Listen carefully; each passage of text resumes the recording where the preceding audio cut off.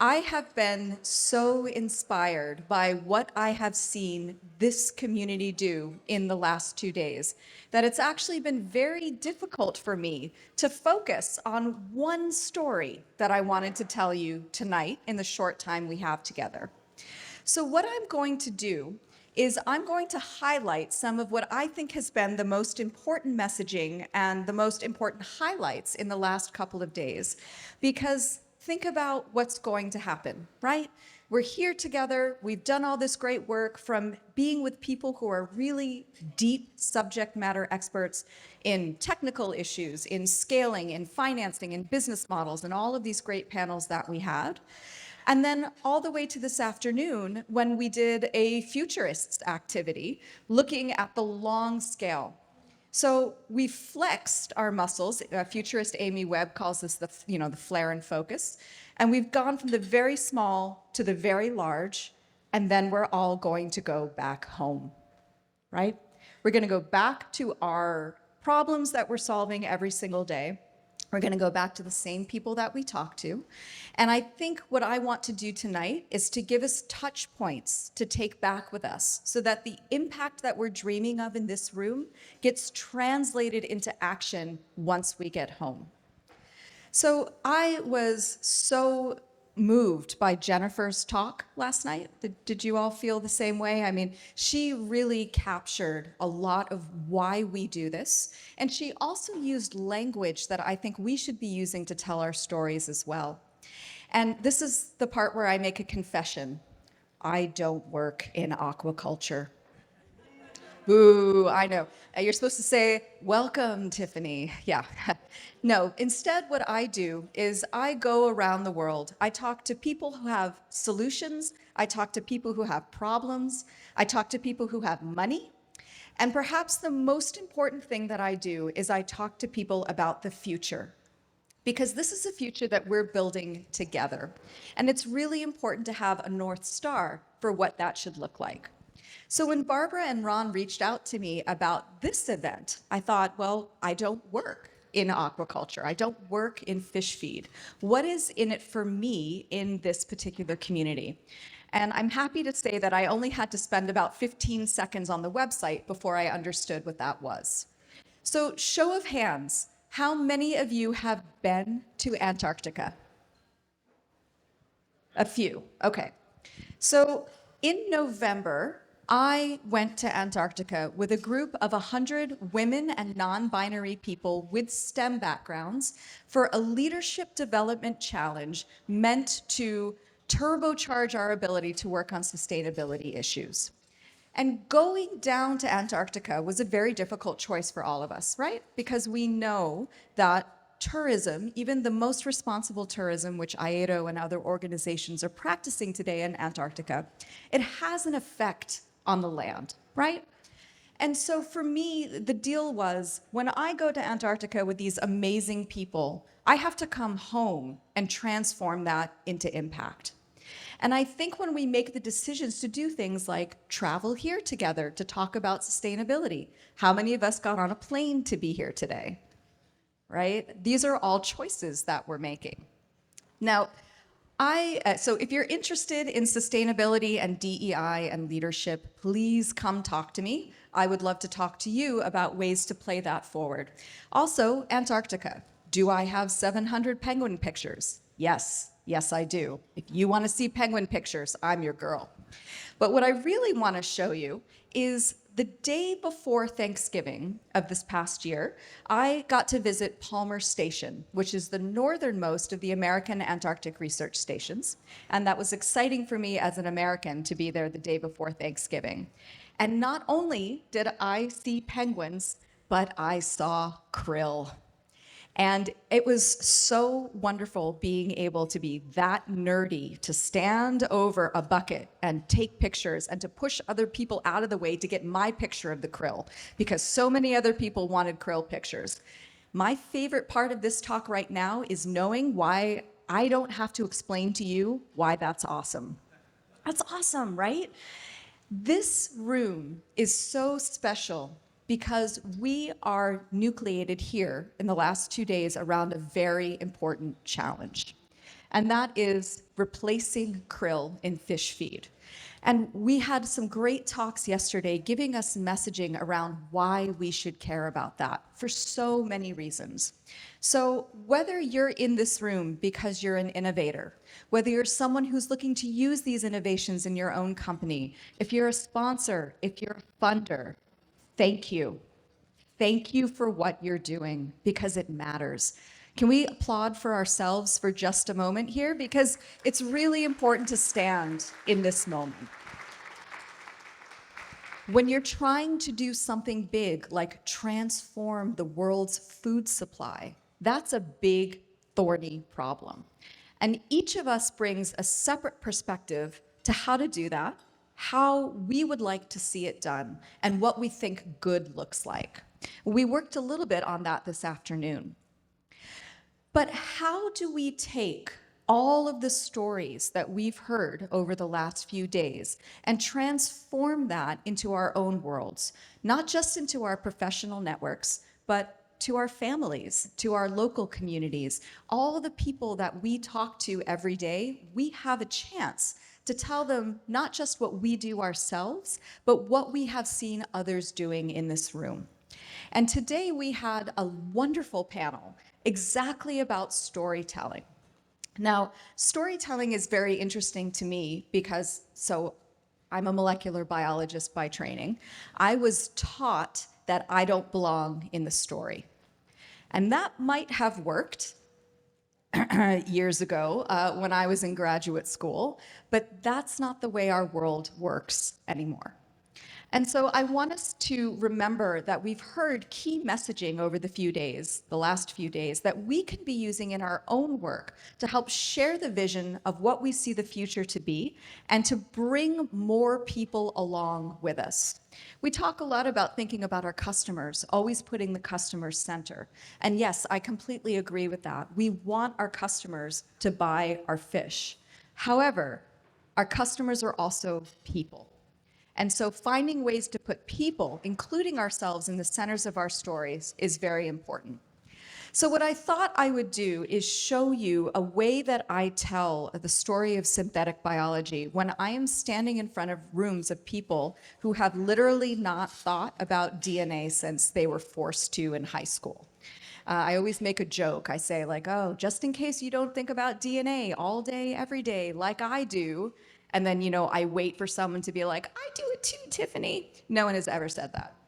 Except in this room. I believe there might actually be people in this room who talk about DNA with their kids. But again, it's the way we tell the story of technology that helps us build an understanding that the future isn't inevitable. It's not something that happens to us. It's something that we build intentionally every day. And that's what we do together as a community and as a broader society. Thank you. I'm glad that resonated. And it's a super important time to do this now because we're at this amazing moment where the boundaries between the living world and the non-living world, the silicon-based world, are breaking down in really important ways. And for me, I'm a molecular biologist by training. For me, there can't possibly be a better time to have ever been a biologist than right now. The power that we have, the precision that we have, the potential that we have is totally unmatched in human history. And I find that inspiring and motivating and wonderful. I was going to say awful, but I mean that like with an E, full of awe. But we know that not everyone feels that way, right? When we go out in the world and we talk about genetic engineering or CRISPR or these various amazing techniques that we have, people have concerns, right? It can be everything from that's not natural to you're trying to play God. And I'm not going to argue that we should ignore those concerns. We can't ignore them. But what we can do is tell our stories in ways that honor people's concerns and highlight our shared values. Now, for me, the big take-home message, the one that I go around the world telling people, is that today, biology is technology. And so I look for ways, metaphors, to show them that they actually already know about some of these things. And I'm going to come back to that. But this idea that biology is technology is something that we're seeing reflected in some really important legislation and strategic plans around the world. So the Biden administration here in the United States had an executive order back in 2022 that was meant to spur you can see it here, sustainable, safe, and secure American bioeconomy. Now, of course, well, I had an interesting discussion today where there was a bit of variation in how effective people believe political movements like this actually are. We can all have another glass of wine and then talk about that, I think. But the important part is I saw the word bioeconomy in the world's headlines. That was a really important moment. And of course, the US isn't the only country to see the potential for the money and the advances that could be made using a bioeconomy, biomanufacturing, and synthetic biology.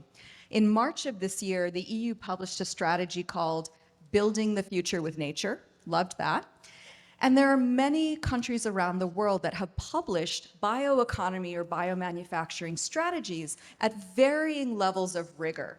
And so, again, we're definitely not the only one. This map came out in December 2023, and I know that it's already out of date because it's neglected the Middle East. And we know, for example, that UAE and Saudi Arabia have both published strategy documents intending to be major contributors to the global bioeconomy. And of course, depending on which projections you believe, we're talking about trillions of dollars of value over the next coming decades, which means jobs, which means opportunities, which means sustainability. So as I'm talking to people about synthetic biology and the future of biology, and biology is technology, what I'm always trying to get down to is, what are they most concerned about? Is it jobs? Is it their kids? Is it something else? And sometimes when I take the time to listen, I can learn really interesting things. And I want to encourage you to do that as well. It's an authentic kind of listening rather than talking, which is hard to do when you're holding a microphone. But it's super, super important in how we show up in the world. So for me, the most exciting part about synthetic biology as a suite of enabling technologies is that it empowers us to build on nature's 4 billion years of innovation. We don't have to invent all this stuff from scratch. Nature has gotten us a lot of the way there. And when I talk to people about how this is possible, I use terms like Jennifer used last night. I say, DNA is the software that all life on Earth runs on, right? And DNA is a coding language and a parts list. Your body is hardware. And I always point out, you already know this if you've had an RNA vaccine, right? The RNA vaccine was the software, you got injected it, your body was the hardware, you booted it up, boom, you are synthetic biology. Now, for me, what's great about these opportunities is we should look for them. So remember last night, Jennifer got on stage and held up a pair of leggings from H&M, right? That was fantastic. And I said, wow, I should have thought of that. Because you might not understand genetic engineering, but I bet you understand leggings, right? And in the food, no, you don't understand leggings. I have a disagreeing voice. We'll talk later. So in this room, we have the benefit of working in food. Everybody eats, right? And we care not only about what we put in our bodies, but what we put in our families' bodies. And when we can align around that set of stories, this is the kind of future that we're trying to build for our children and their children and their children. That's a really powerful way to message.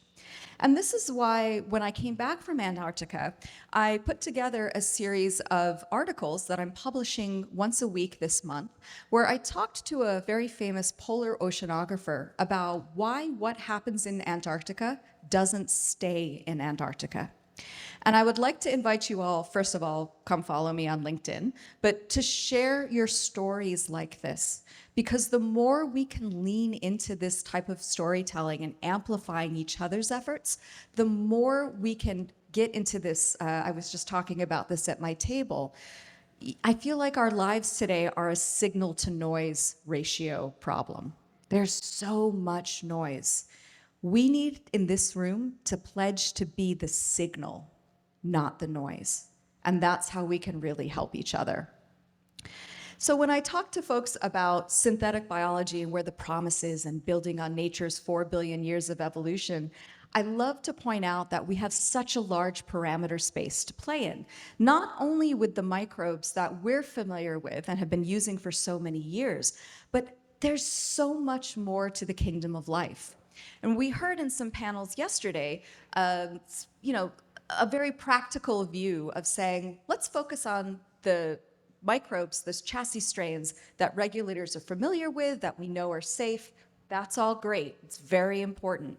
But when we go back up to that high level view and we take our strategy viewpoint again, we need to remember that nature is giving us so many places to play. And I always love to point out that, that's all unicellular life. All multicellular life is down here in the lower right-hand corner, including us. There's so much innovation that can be possible in the synthetic biology world.